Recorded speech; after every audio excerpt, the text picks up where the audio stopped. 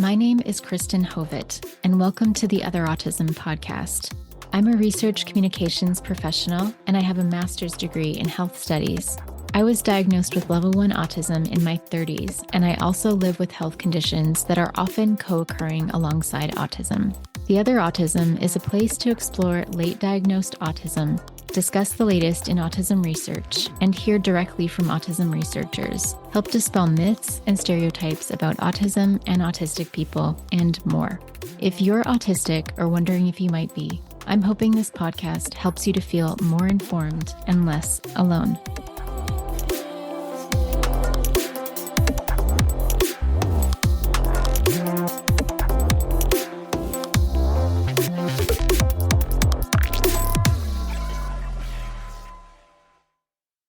Today, I'm speaking with Millie, an autistic transgender individual who is currently based in Edmonton, Alberta. Please say hello to my guest for today, Millie.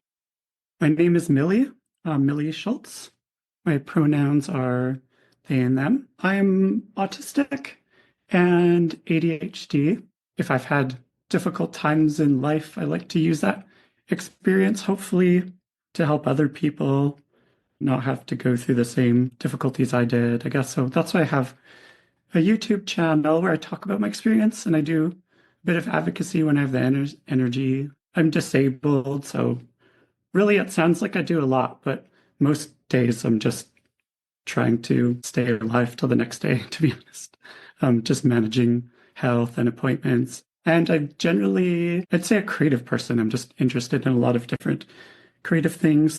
I paint, and I am a bit of a photographer, and I love music above all else. So I love DJing and dancing and that kind of thing, and sharing that with everyone. I love talking to people about creativity as well, because I think people are more creative than they think they are. It's very ADHD too. I feel like I'm just doing a lot of different things, and I've had that in the past too. I felt maybe like our world is set up for people to stick to one thing and continue on one thing and really build on that. So I felt down for a long time about jumping around. But I find that now that I've stuck with it long enough, I can find projects where I can put all those skills together that it would be difficult for somebody else to have such a diverse range of things they have knowledge on all at the same time. So I can do very specialized things sometimes. Since the listeners love hearing autistic origin stories and ADHD, if you'd like to share as well, would you feel comfortable sharing when and how you were identified as autistic? I had actually suspected ADHD from much earlier on. So I was diagnosed with both in my 30s. But even in high school, I think, that's when I was first also diagnosed with other things. Like first was with depression and that kind of thing, and later generalized anxiety and that kind of thing. But I'd suspected ADHD. And again, like a lot of people, it was, even to me, I just had a real misunderstanding of what it was. So I kind of dismissed it. And then it was much later, losing jobs and having to kind of reinvent everything over and over again and go back to school and try to find a new thing and start from the beginning over and over again. And my mom especially, I'm lucky my family supports me when things kind of fall apart. And then my mom especially was paying attention to, she was kind of getting some things about why sometimes I'd have to quit because I would get burnt out and overwhelmed, or looking back, things could have been more accessible. But then times, if I was fired or let go or something like that, my last major office job, I just didn't really get it. And to my mom, it was kind of made more sense why they let me go. Like maybe it was not fair, but, she got it in the context of how our work system is. And that's when she was kind of, like, do you think maybe you're autistic? And she worked with autistic people, helping find employment, that kind of thing. And at the same time, I think it was partially that. And it was also like the YouTube algorithm, weirdly, was just serving me up all these videos of, especially autistic women, I'd gone through this whole thing in the years prior of realizing I was transgender and transitioning and everything. And then, yeah, I was just kind of like, I understood what made that fit and having that realization. So I was getting the same kind of feelings of like, oh, why does this make so much sense kind of thing. And then did like a lot of people, just absolutely devoured so many books and everything, learned as much as I could, and then was looking for a psychologist to do the diagnosis. And that was nerve-wracking too, especially with the gender issues making it more complicated. I knew there was this kind of thing going on of this maybe autism presenting differently based on gender. And I don't know how true that is now, but I know there are different presentations. So I was kind of like, are people going to be able to see through, like, I've had to be in high masking positions for so long. And, those were the kinds of jobs I was doing and stuff. So then I did the pretty classic formal diagnosis. It's very strange because a lot of the things, I mean, I find the process fascinating. So I thought it was really interesting. It was exhausting, really caused a lot of like shutdown in and of itself. But then some of it seems kind of absurd, because it's so designed for children still. And then some of it I felt like just really lasered in on some really deep down anxieties about myself, like really pulled some of that stuff out. So that was hard. I remember one of the most difficult parts was just the part we were given some objects and told to tell a story with the objects. I always felt bad before because I love kids and, kids want you to tell them a story or make something up. And I always had difficulty with that. And then later, as an adult, like people want to play a game with improv or work situations. That goes into my variable ability to speak. And I'd have situations of mutism and stuff like that. That just got into kind of a deep anxiety. And I always had this internalized thing of like somehow not being creative because of that. But then I realized later, like I really am very creative. I just, like a lot of things, had a misunderstanding about what that is and just negative internal thoughts about things. But yeah, I got the diagnosis. It was very, very expensive, and that's I'm very privileged to be able to have help paying for it. I couldn't have paid for it on my own.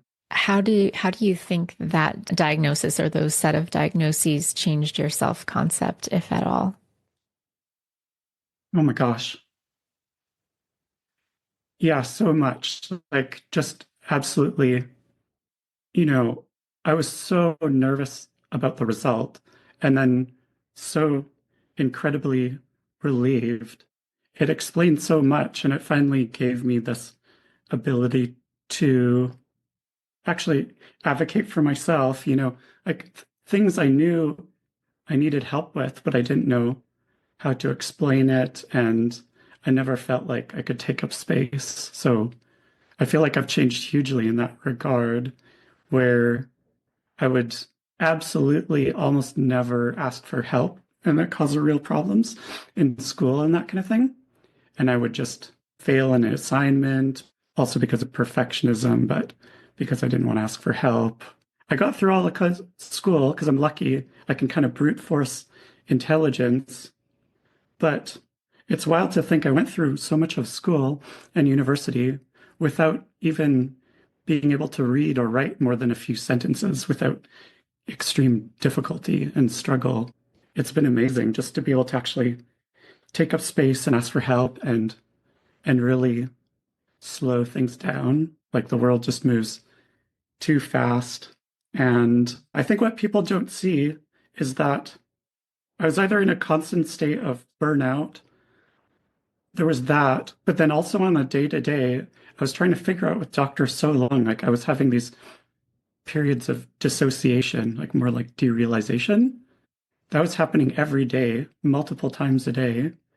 That's so not good, right? It's like, I can't believe how I just lived like that every day, Like I just feel so much happier about myself and who I am. I rarely have dissociation episodes anymore, even though that was happening every day before.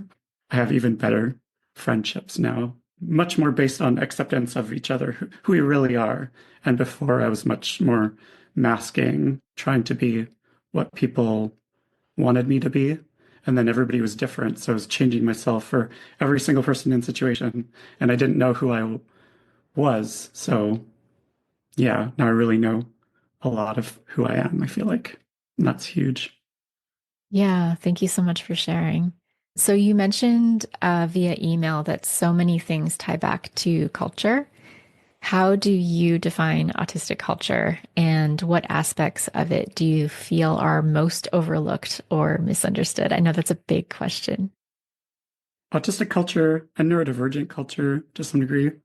You know, speaking of friends, learning about myself and my own traits, and then how other people are different, neurodivergence, listening to your podcast and everybody educating about these things. It's interesting to look back and see all my close relationships have been with autistic people or ADHD people or people who are strong in those traits. When I was really unhappy about things and was working on myself, going through transition and stuff, you know, I'd go through two different support groups and it would fail a lot. I love trans groups and queer groups and everything, and but never until I went to autistic groups. And I feel like it's this so like hidden away thing that shouldn't have to be like that's a big part of what I want to say. It should be more available and accessible for autistic people to hang out with each other. When I did finally able to go to these groups, that's when I really felt the most I had in common with people, and I felt the most safe. And I could really, you know, about things that stimming and when you're just out in the world with other people, people are so, I don't think people even realize how judgy they are, how notice like you doing a tiny little thing strangely and point, you know, strangely, like as they would view it strange. But it's so nice to be in a group and just feel elated afterwards, right? And I found it so interesting that more than any other group where I was looking for a community, that in the in-person groups, I think that's a big part of autistic culture specifically, is doing things through written communication is often easier. Like I use AAC and text speech, and I try to text as much as I can or write emails. So a lot of people are using Discord and things online or Reddit and that kind of thing. I just found it so interesting that being autistic, I relate so much to people who are from all over the world, you know, especially through online. I have some friends that are from, you know, Australia and South America and different parts of the States and Canada, Europe, wherever, right? And they're older, younger, different genders, different gender expressions.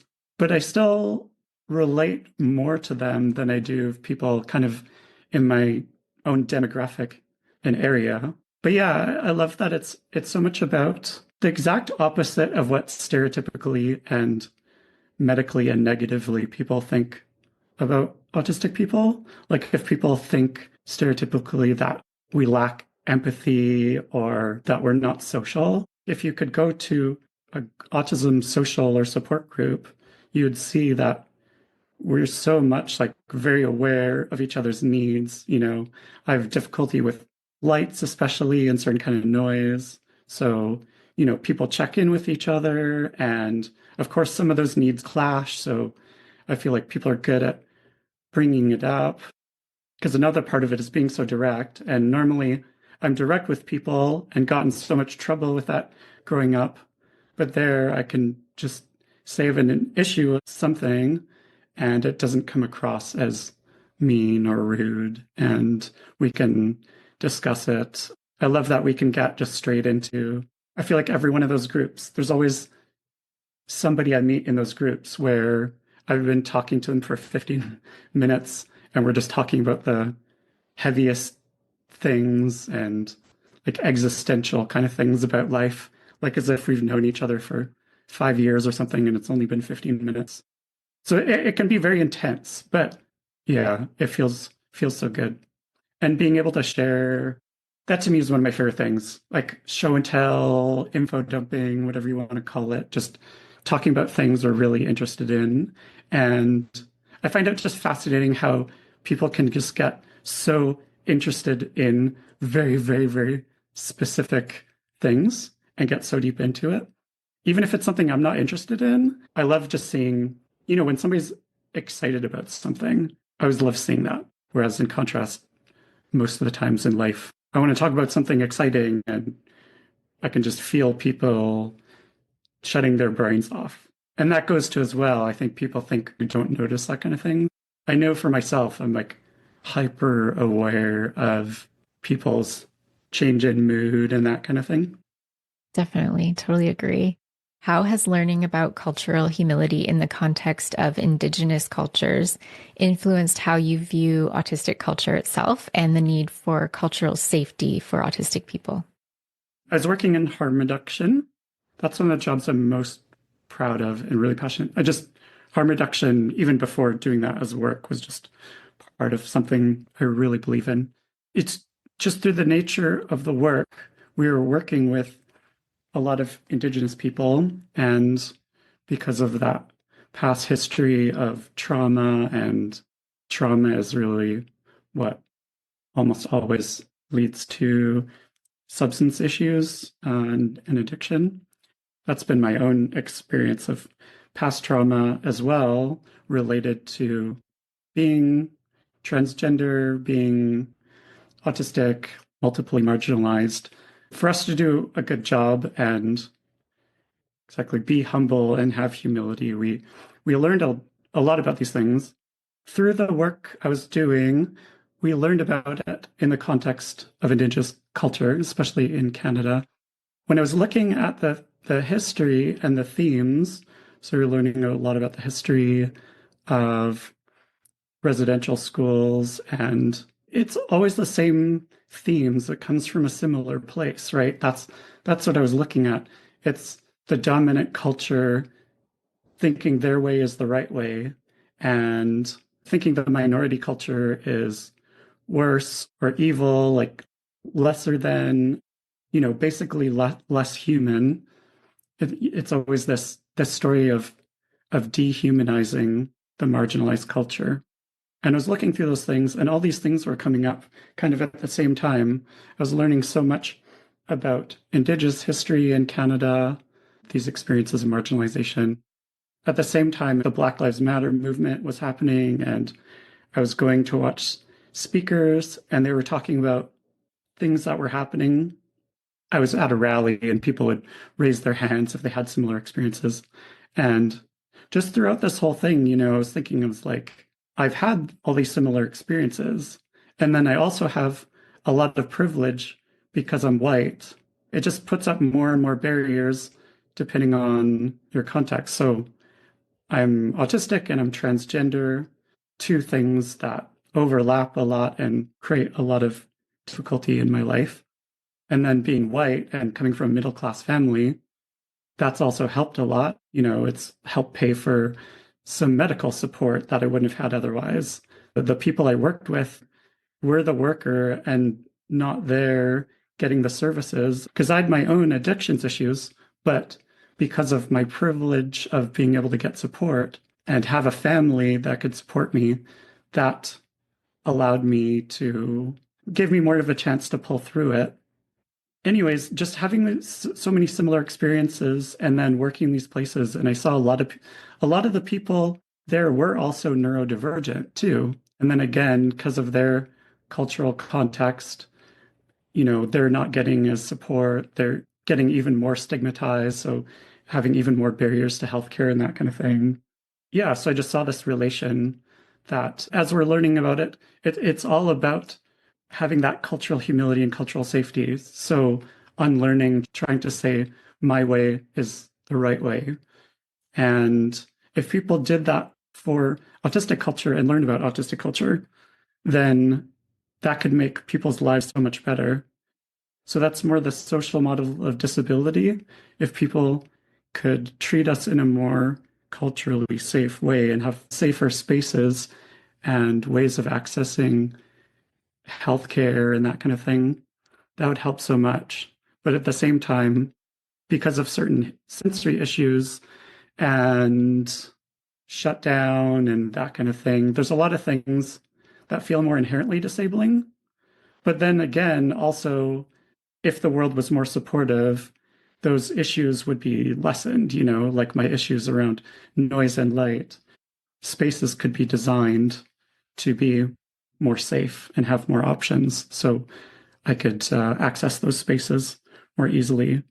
It was just really frustrating because it was like we learned that cultural safety, cultural humility is for all marginalized cultures. But then I found people really only took it mostly in the context of racism because that's what they were most seeing at work.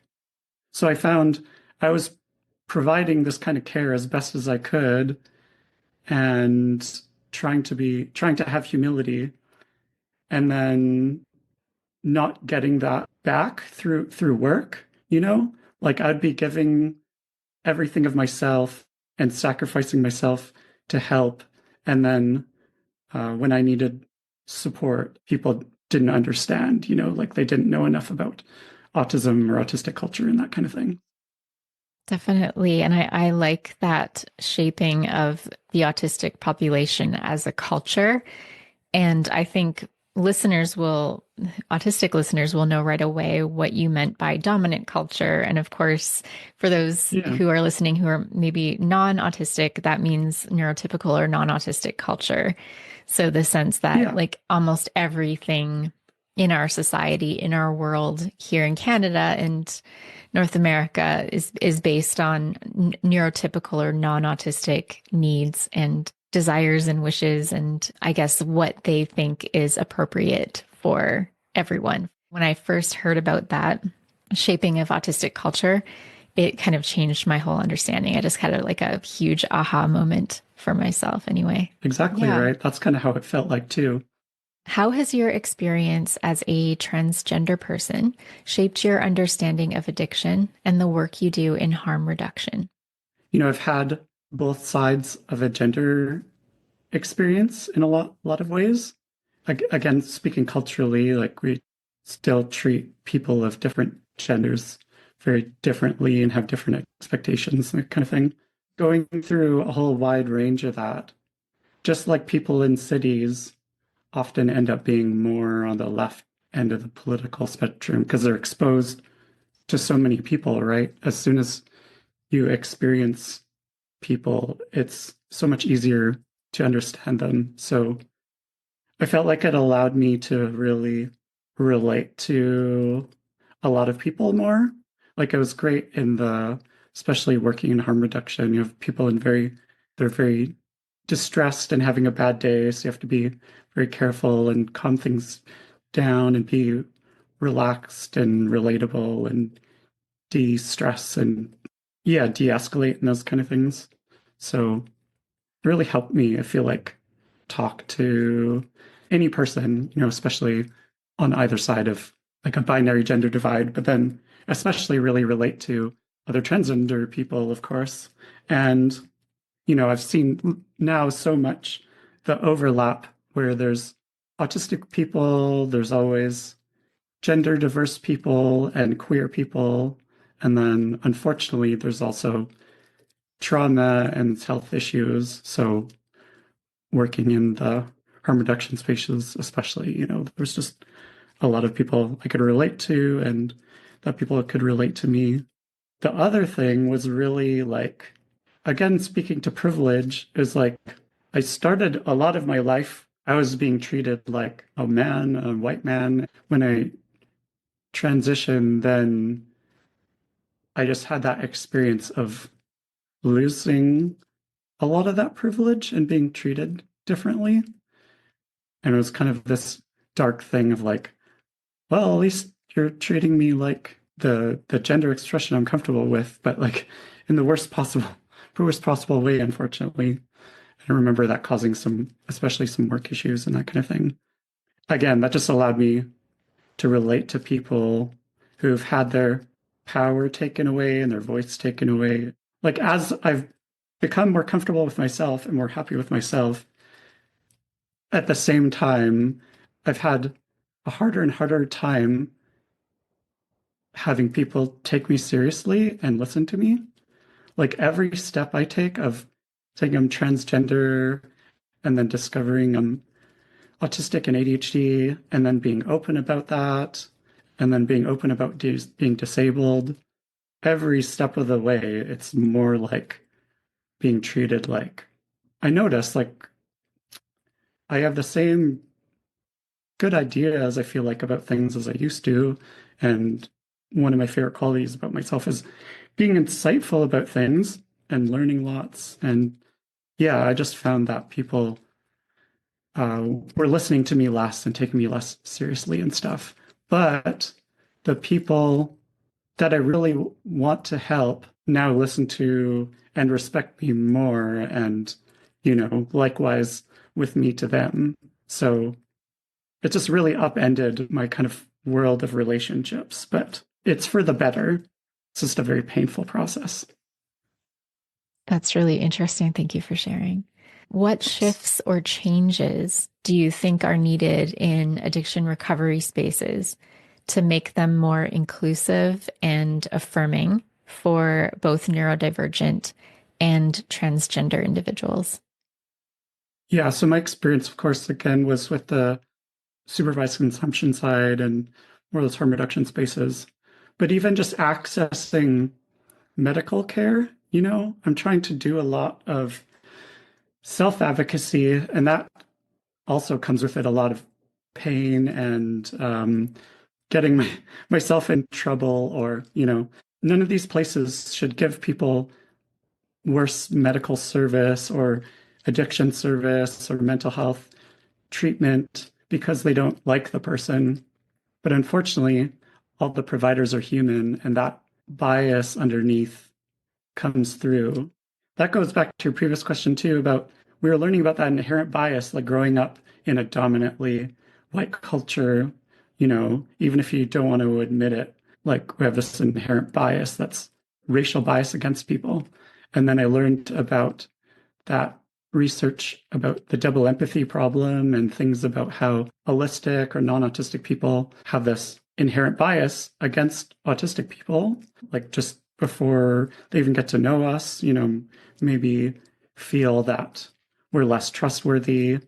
And then I saw people getting treated that way, people getting misdiagnosed or just being labeled as troublemakers. So I think that's a big thing that really needs to change. Like, again, I'm not the mental health expert, but from what I've seen and what I've learned, there's a lot of misdiagnosis of things like borderline personality disorder, and especially to women, and especially to women of color and Indigenous women as well.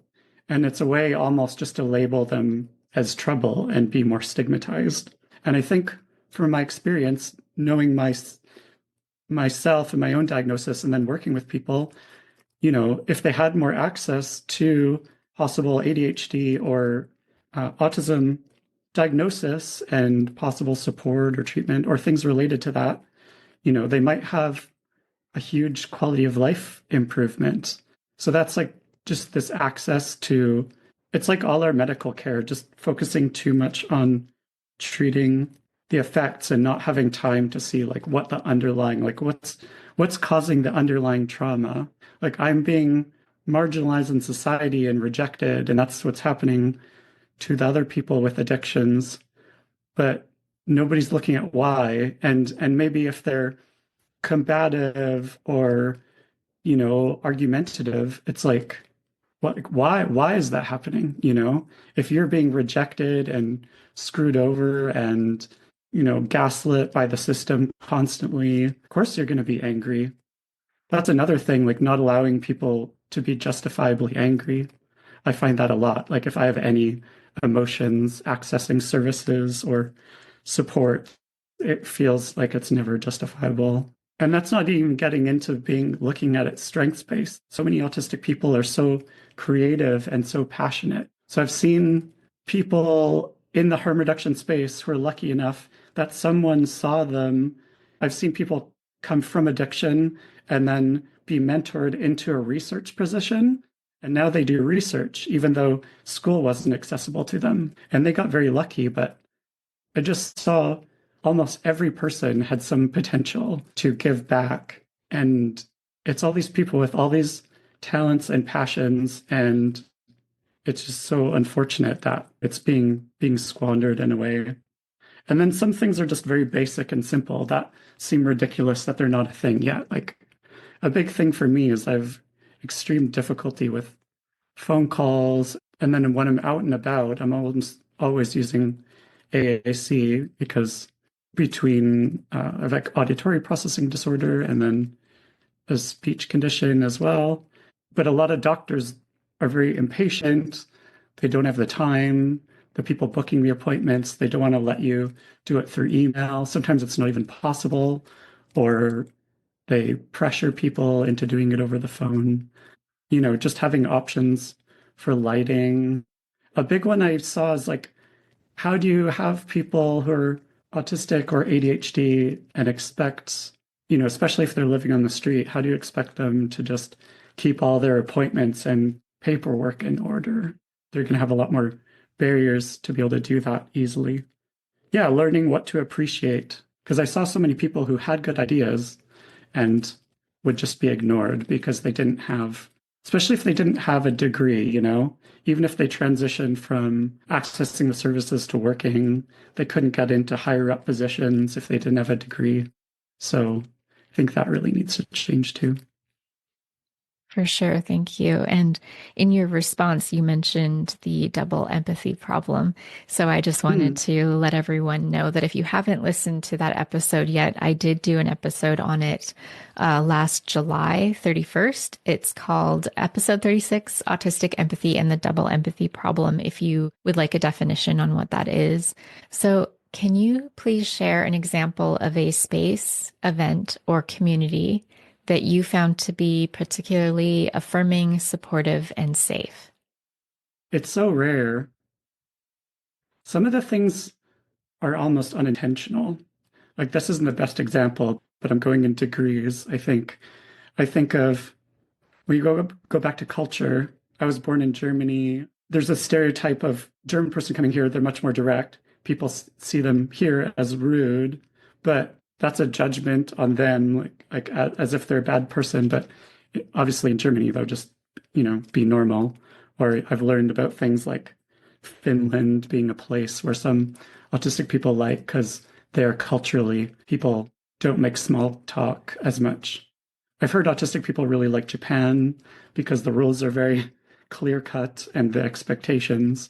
I like this idea of kind of a whole different country and culture feeling safer. Whenever I go back to Germany, I feel a lot safer. So it's unfortunate that in my own country, I feel a lot more unsafe. Like people are so indirect. But the place that I'm looking for again, it was like when all the stars align and something happens and it's so beautiful. And then that gives me a model of what to strive towards. We had this group when I was still in Victoria. Now I'm living in Edmonton, but I was lucky enough to have an OT, an occupational therapist, who really helped me. She wanted to start a group because so many of her adult clients, myself included, were talking about how so many services just focus on kids and families, like parents of the kids.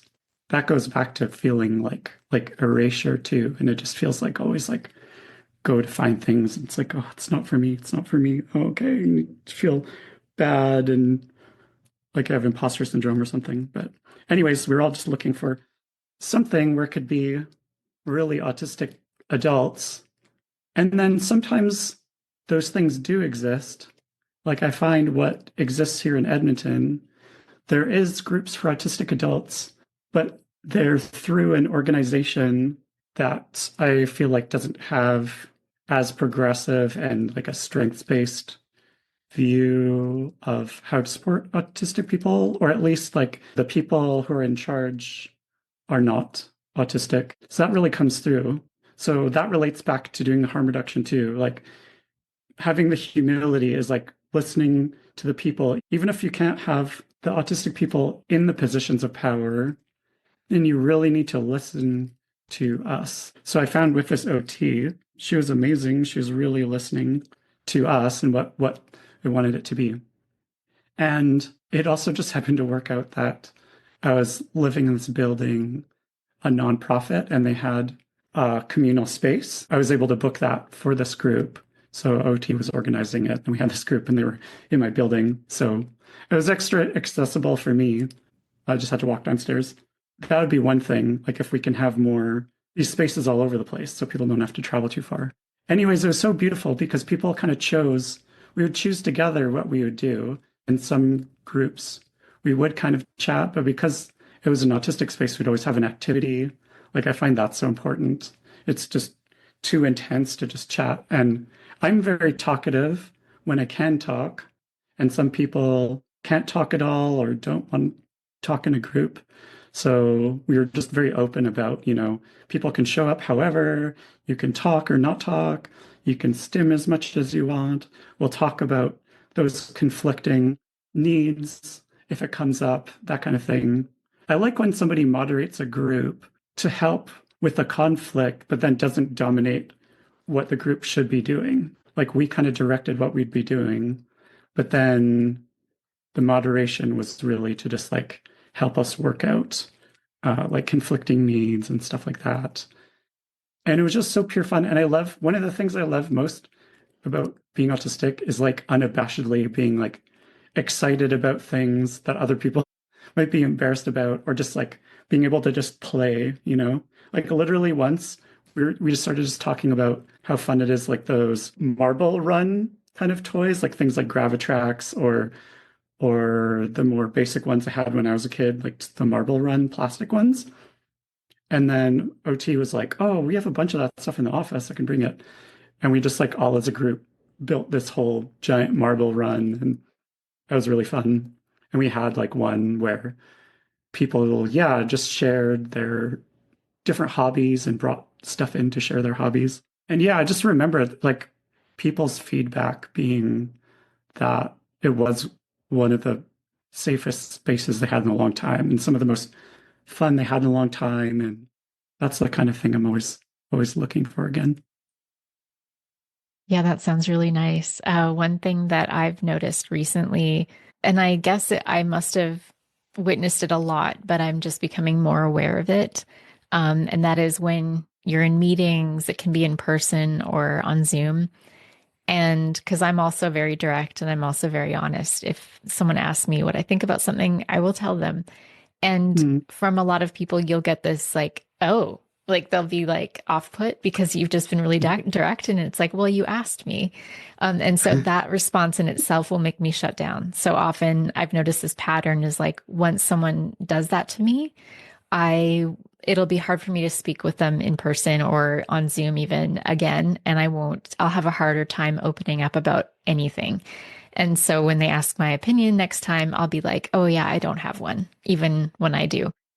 You mentioned that you use augmentative and alternative communication, or AAC, in daily life. How does Yeah. this impact your Yeah. experiences of masking or unmasking?